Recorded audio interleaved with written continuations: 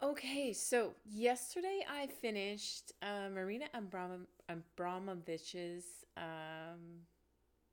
autobiography, Walk Through Walls. So I just wanted to make an entry about that. I do find it difficult talking about autobiographies, well, rating them anyway, because it's someone's life. It's not like, wow, the plot really sucked. Actually, she had a very interesting life, and I should say, Marina Abramovic is one of my very favorite contemporary artists. I would say that I have three. Um, and the first one being Edward, I think his first name is Edward, Bertinsky, who's a photographer. The second one being Ai Weiwei, who does installation art. And then the third one being Marina Abramovic, who does performance art. Um, I have to say that of the three, she's the only one whose art I've never seen in person. I've only ever seen her uh, really through things that I've seen online. And the first time I actually became aware of her was through a documentary, because I'm a big documentary nerd. Through a documentary called "The Artist Is Present," which is the same name as her installation, or not her installation, her performance piece at MoMA. I believe it was back in, I'm not sure, maybe about 10 years ago. Probably a bit longer than that. Beginning of, I'm not sure exactly what the date is. I'll have to look into it and I'll link to it below. But in any case, and that work just blew me away.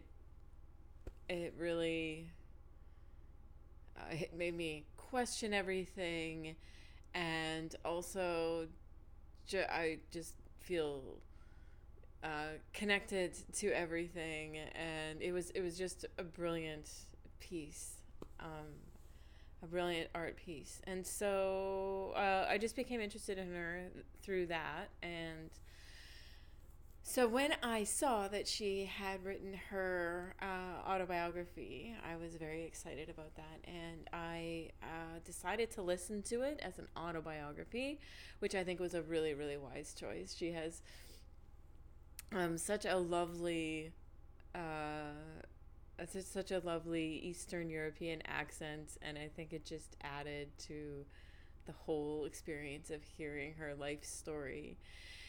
So she begins, of course, with her childhood, talking about um, her growing up in communist Yugoslavia, and also her difficult relationship with her mother. And she had a dark childhood, I guess. Some people would call it abusive, I suppose.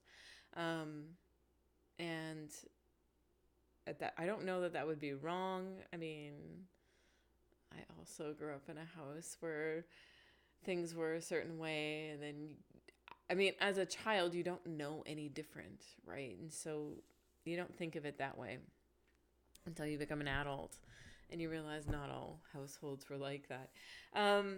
But anyway, so she begins there, and in many ways I feel like it does explain her work, just because it does build a certain amount of stamina within one when as a child you are subjected to certain bodily inflictions, like abuse.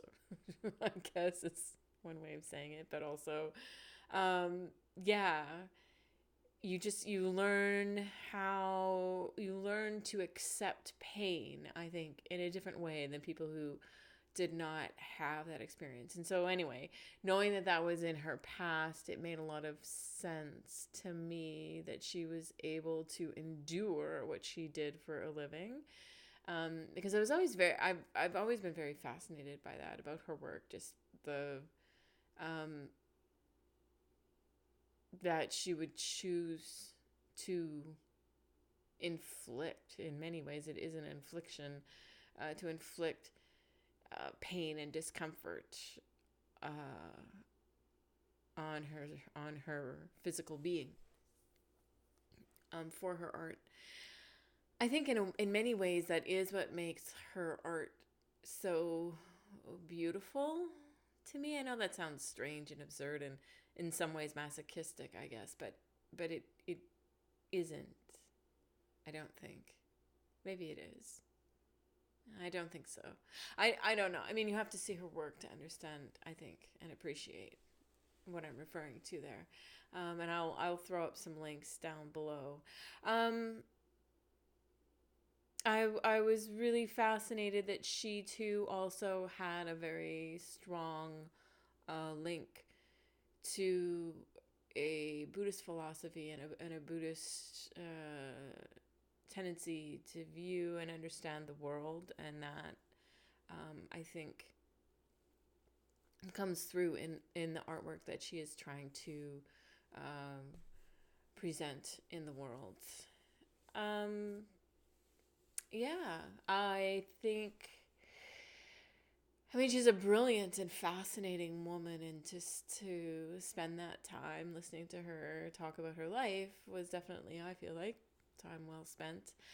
I suppose there was the one part of it I found really difficult to listen to and to relate to, I think, is how passionately connected to the men in her life she was. I mean, I think I'm a very passionate person, and particularly when I fall in love, but I don't think that I have ever centered my being and my existence around a man. And I think in many ways, she very much did. I mean, her early work was, she spent 12 years with her lover traveling the world and creating art with him. And so when that relationship ended, I mean, clearly that would be a difficult time, but it's so much of what she described just seems not just about like the usual pain of separation and things like that ending, but much deeper than that. Yeah, and it was the same thing with her second partner. I just found it I found it difficult to listen to, and also hard to comprehend how a woman who is so uh, in, not just intelligent but very determined and very singularly focused. I mean, she talks all the time about how her singular purpose in life was to create art. She chose not to have children because she knew that that would get in the way of creating the art that she wanted to create. And she mentions that several times in the book, and so it's just I have difficulty understanding how someone who is that driven can also at the same time have just centered so much of their own self and their own being around a man. Like, it's just very it's not really interesting to me. It's just very difficult for me to like wrap my own head around. But overall, the her life story itself is very fascinating and very well worth listening to if you are someone who is also interested in her art. I was definitely very excited when I heard that she had done that, and I was excited to have spent the last couple of weeks listening to her story. So I was almost a little bit sad when it ended. But I moved on. I actually spent a big chunk hours yesterday trying to sort out my storage on my tablet so that I could get